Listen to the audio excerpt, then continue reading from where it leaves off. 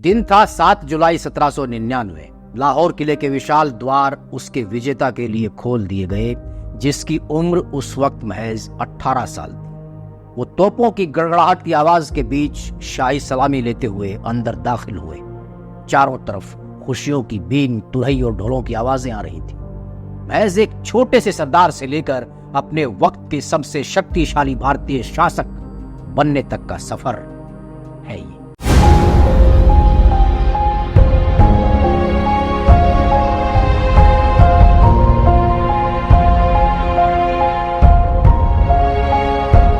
जिनका साम्राज्य तिब्बत से सिंध के रेगिस्तान तक और खैबर दर्रे से सतलुज तक फैला हुआ था। 13 नवंबर सन 1780 मंगलवार का दिन था।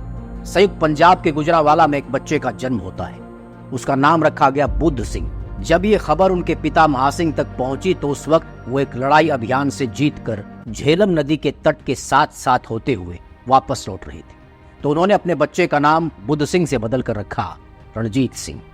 10 बरस की उम्र में पहली बार जंग के मैदान में उतरे और इसी बरस पंजाब की शक्तिशाली मिसलों में से एक शुकर चकिया मिसल के चीफ बने। जी हाँ दोस्तों, यही थे हिंदुस्तान के सबसे शक्तिशाली शासकों में से एक महाराजा रणजीत सिंह। उनकी पूरी कहानी हमने आपको अलग अलग वीडियोस के जरिए सुनाई है। उन वीडियोस को आप चैनल पर जाकर देख सकते हैं। आज हम बात करेंगे महाराजा रणजीत सिंह की जिंदगी के अंतिम कुछ दिनों की। उन दिनों में उन्होंने क्या कुछ किया, वो कैसे दिखते थे, छुएंगे उनके व्यक्तित्व के कुछ पहलुओं। इस वीडियो को अंत तक देखें वरना कुछ जरूरी बातें आपसे छूट सकती हैं। महाराजा रणजीत सिंह के बारे में फकीर अजीजुद्दीन कहते हैं कि उनकी हेल्थ काफी अच्छी थी। वो हर रोज रेगुलर एक्सरसाइज करते थे। उनको नींद बहुत अच्छी आती थी, भूख अच्छी लगती थी, सब कुछ नेचुरल था उनकी रोजमर्रा की जिंदगी। इसमें कोई अचंभे की बात नहीं, क्योंकि रणजीत सिंह अपनी आदतों के प्रति बेहद पाबंद थे। सुबह और शाम दोनों वक्त वो घुड़सवारी करते थे, सही वक्त पर खाना खाते थे, दोपहर में आराम किया करते थे, रात को अक्सर टाइम से सो जाया करते थे, कुछ मौकों को छोड़कर। खुशवंत सिंह अपनी किताब रणजीत सिंह महाराजा ऑफ द पंजाब में कहते हैं कि जिस चीज ने उनके स्वास्थ्य को भारी नुकसान पहुंचाया, और शायद ऐसा लगता है कि इस बारे में महाराजा ने विवेक से काम नहीं लिया, वो थी शराब और अफीम की भारी डोज। उनके लिए एक स्पेशल ब्रांडी तैयार की जाती थी जिसको किशमिश से बनाया जाता था, जिसमें पिसे हुए खास किस्म के मोती डाले जाते थे। ये जो स्पेशल ड्रिंक था, इसके साथ मसाले से भरे रोस्टेड बटेर परोसे जाते थे। कई फेस्टिवल्स के मौकों पर और खासकर बरसात के मौसम में महाराजा अपने आप को रोक नहीं पाते थे और ये एक्सेस में हो जाती थी। लेकिन उम्र के साथ साथ चूंकि उन्होंने मात्रा कम नहीं की, जिसके इफेक्ट्स साफ दिखाई देने लगे थे। वो अस्वस्थ रहने लगे थे और उनकी आंखों में सूजन आ गई। लीवर प्रभावित हुआ और इम्यूनिटी कमजोर हो गई। महाराजा को पहली गंभीर बीमारी सन 1826 की गर्मियों में हुई, जब उन पर मलेरिया का भयानक अटैक हुआ था। हकीम अजीजुद्दीन ने उनको लुधियाना से डॉक्टर मर्रे को बुलवाने की सलाह दी। डॉक्टर आए और लगभग 7 महीने तक लाहौर में रहे। उसी साल की सर्दियों के आते आते वो बिल्कुल स्वस्थ हो गए। उन्होंने फिर से 4-5 घंटे तक घुड़सवारी शुरू कर दी और बाकी की सारी दिनचर्या भी फिर से पहले की तरह शुरू हो गई।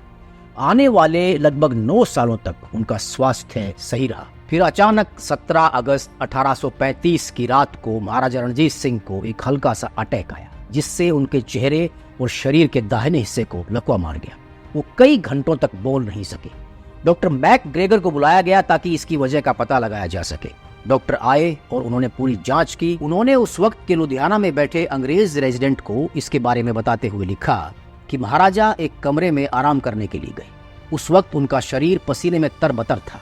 वहां उनके शरीर का सीधे ठंडी हवा के साथ संपर्क हुआ।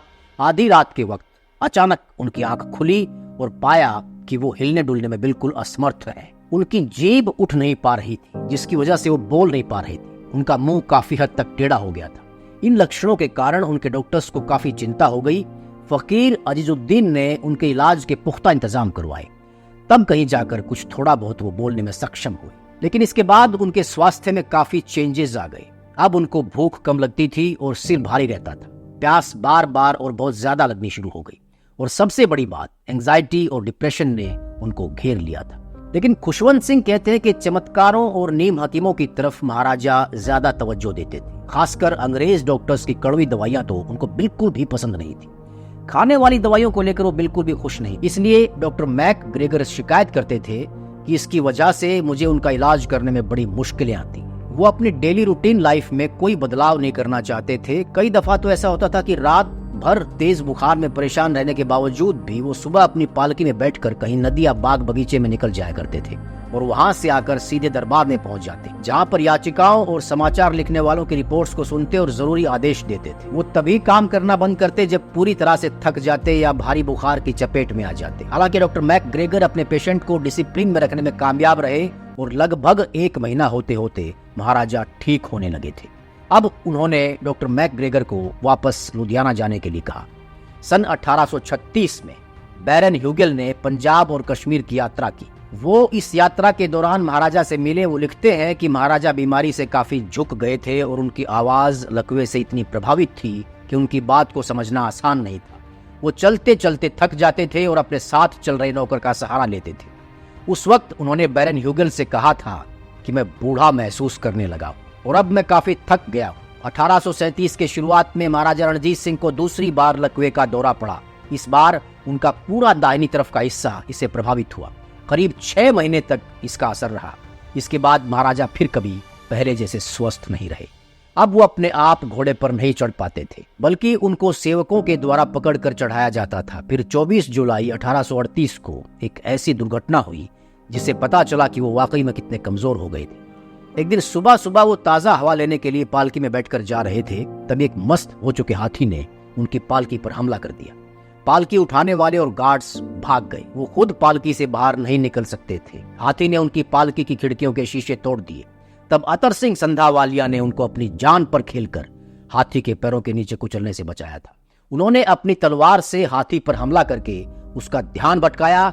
तब जाकर उस दिन महाराजा की जान बची थी। उनको तीसरा लकवे का झटका लॉर्ड ऑकलैंड की विजिट के दौरान आया। सन 1838 की क्रिसमस के पहले दिन वो बुरी तरह से बीमार पड़ गए और अगले 5 दिनों तक वो जिंदगी और मौत के बीच झूलते रहे।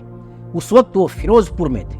वहां से उनको लाहौर ले जाया गया। फिरोजपुर में लगे इस आघात ने महाराजा की बोलने की शक्ति को पूरी तरह से छीन लिया। इसके बाद उनको इशारों से अपनी बात समझानी पड़ती थी।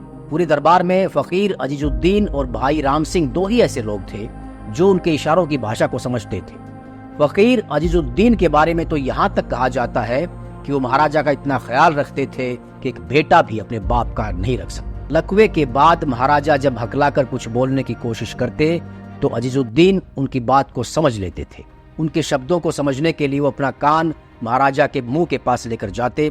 अगर वो उनकी बात को समझ नहीं पाते तो कहते नमी फहमाम, यानी समझ में नहीं आया, और महाराजा दोबारा से बोलकर उनको समझाने की कोशिश करते। दोस्तों, सर्दियों की बारिश और जनवरी की कड़कड़ाती ठंड से महाराजा को कोई खास फायदा नहीं हुआ। वो एक बहुत गर्म कमरे के अंदर रहते और देसी डॉक्टर्स की दवाइयां लेते हुए बादाम के तेल से मालिश करवाते थे। उनको जुकाम और खांसी ने घेर लिया था। नॉर्थ वेस्टर्न फ्रंट पर उनके दोस्त मिस्टर एम एलार्ड की मौत की खबर ने उनका सारा उत्साह और भी कम कर दिया था। फरवरी के महीने में मौसम सुहाना हो गया और वो धूप में बैठने लगे। उनकी हेल्थ में काफी सुधार हुआ और उन्होंने दरबारियों को अपने बिस्तर के पास ही बुलाना शुरू कर दिया। अपने अच्छे स्वास्थ्य की कामना के लिए महाराजा अमृतसर गए। उन्होंने काफी बड़ी रकम वहां पर दान में दी। सोने के सींग वाली गाय, सोने चांदी के होदे वाले हाथी, उन्होंने सभी धार्मिक समुदायों के धार्मिक स्थलों पर दान करवाई। उस वक्त के अखबार हाथों से लिखकर डिस्ट्रीब्यूट किए जाते थे। अखबार लिखने वालों ने मार्च 1839 के आते आते बताया कि महाराजा के स्वास्थ्य में सुधार है। लाहौर दरबार की तरफ से एक बार फिर लुधियाना में ब्रिटिश रेजिडेंट को डॉक्टर को भेजने के लिए कहा गया, जिसके बाद डॉक्टर मर्रे और स्टील को भेजा गया। डॉक्टर स्टील ने जब वहां पहुंचकर देखा तो उनको काफी अचंभा हुआ कि महाराजा उस वक्त किन परिस्थितियों के बीच रह रहे थे। वो जगह एक पानी की गंदी सी नहर के किनारे पर थी, जिसके आसपास के रास्ते और मैदान दलदल जैसे दिखाई देते थे। फिलहाल उनका ये माहौल ऐसा था कि एक बिल्कुल स्वस्थ इंसान भी वहां पर रहकर बीमार हो सकता था।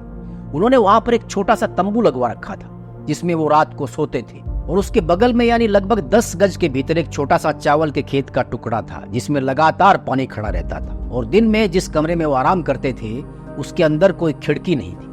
ऊपर से उनके चाहने वालों का तांता लगा रहता था। डॉक्टर की सलाह पर महाराजा को वहां से दूसरी जगह पर ले जाया गया। डॉक्टर स्टील ने 1 हफ्ते तक उनकी गहन जांच की और गवर्नर जनरल को एक गोपनीय रिपोर्ट भेजी।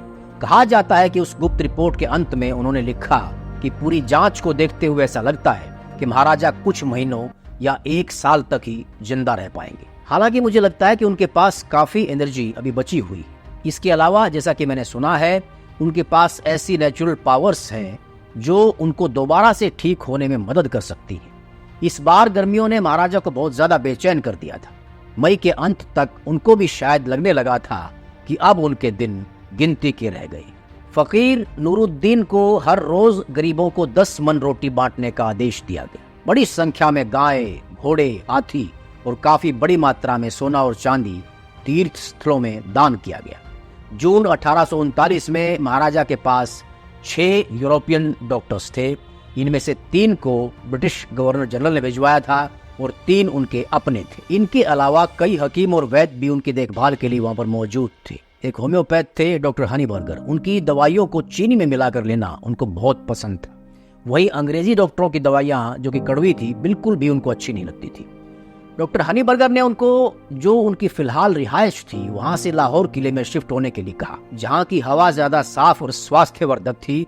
लेकिन एस्ट्रोलॉजर्स से जब इस बारे में कंसल्ट किया गया तो उन्होंने 13 तारीख से पहले शिफ्ट होने के लिए साफ इनकार कर दिया। खुशवंत सिंह कहते हैं कि महाराजा उस वक्त जहां थे वहीं रहे और उन्होंने लगभग सभी दवाइयों को इग्नोर कर दिया। ऊपर से बर्फ जैसा ठंडा पानी भी पीना शुरू कर दिया। 10 जून की शाम को जबरदस्त गर्मी थी और हवा बिल्कुल बंद थी। उस रात को लाहौर में एक भयानक तूफान आया, जिसमें शहर के बड़े गेटों के 2 दरवाजे और किले का एक दरवाजा टूटकर नीचे गिर गया। इस तूफान से बड़ी भारी तादाद में पेड़ उखड़कर चारों तरफ बिखर गए। लगातार खांसी और तूफान के भारी शोर के कारण महाराजा उस रात बिल्कुल नहीं सो पाए। आधी रात के बाद उनको बुखार होना शुरू हुआ और उनके पैरों की सूजन बढ़ने लगी। सुबह तक बुखार तो उतर गया, लेकिन खूनी दस्त शुरू हो गई। 13 जून को लाहौर अखबार ने खबर छापी कि शाम को सूरज ढलने के बाद एस्ट्रोनॉमर्स के कहे मुताबिक महाराजा एक पालकी में बैठकर किले के मुसम्मम बुर्ज में दाखिल हुए। धीरे धीरे चलते हुए जब वो अनारकली के पास पहुंचे तो वहां पर तोप के गोलों से उनको सलामी दी गई। सोने से जड़े सींगों वाली 11 गाय, 25 साटन की पोशाकें, 10 सोने चांदी की मूर्तियां, बराबर मात्रा में सोने और चांदी के बने 5 हिरन, 2 घोड़े, 1 हाथी, 2 हीरे की अंगूठियां, 11 मूंगे की लड़ियां और 2000 रुपए नकद दान में दिए गए। मुसम्मम बुर्ज की बेहतरीन और ताज़ा हवा से महाराजा के दुखी मन को काफी चैन का एहसास हुआ। उन्होंने अपने बड़े बेटे कुंवर खड़क सिंह से कहा कि अब मैं काफी अच्छा महसूस कर रहा हूँ और अगर 2 हफ्ते तक ऐसा ही रहा तो मैं बिल्कुल ठीक हो जाऊंगा। उस दिन शाम को भारी बरसात हुई और मौसम ठंडा हो गया। उस रात महाराजा को नींद नहीं आई और उन्होंने अपनी आंखों में कभी कभी दर्द की शिकायत की। अगले दिन हुक्म जारी किया गया कि पंजाब के अलग अलग शहरों के सभी कत्लखानों और दूसरी जगहों पर भेड़ बकरियों और दूसरे जानवरों का वध नहीं किया जाएगा। इस पर प्रतिबंध लगा दिया गया। ना तो प्रार्थनाओं से और ना ही दान वगैरह से महाराजा को बीमारी से कोई राहत मिली। लगभग 5 दिनों के बाद महाराजा की धड़कनें तेज हो गई। फकीर नूरुद्दीन की सलाह पर उनके शरीर पर सुलेमानी लेप लगाया गया।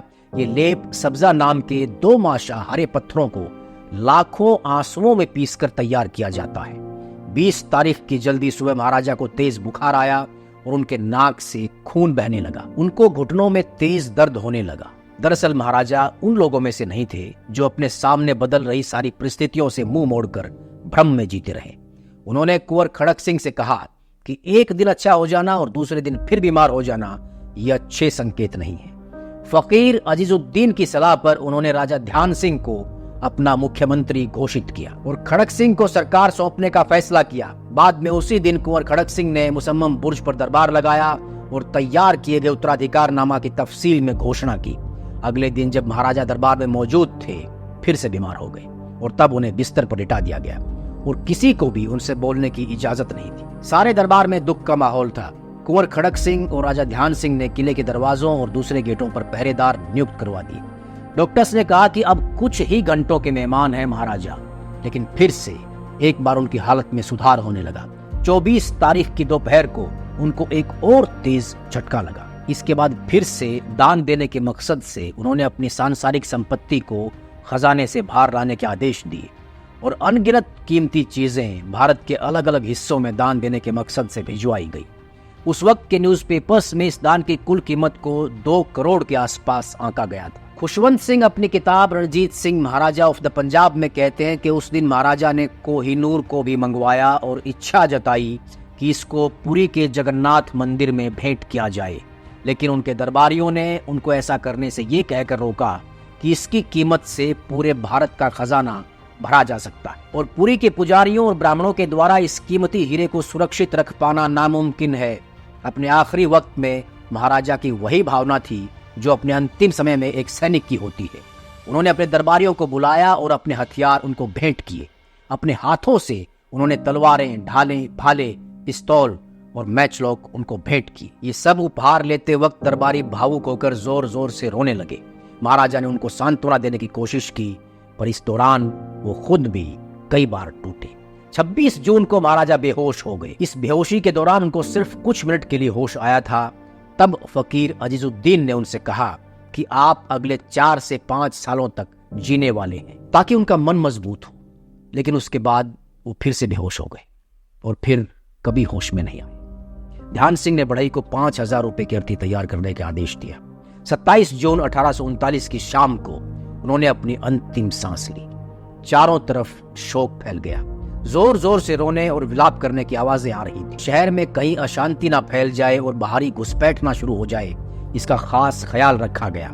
सेना को भारी मात्रा में गोला बारूद दिया गया। सतलुज घाट पर तैनात अधिकारियों को अपनी नावों समेत वेस्टर्न किनारे पर तैनाती के विशेष आदेश जारी किए गए। यात्रियों द्वारा नदी को पार करने के लिए सिर्फ एक नाव को वहां पर रखा गया। रात के वक्त महाराजा के पार्थिव शरीर को जमीन पर रखा गया, जिसके चारों तरफ दीपक जलाए गए थे।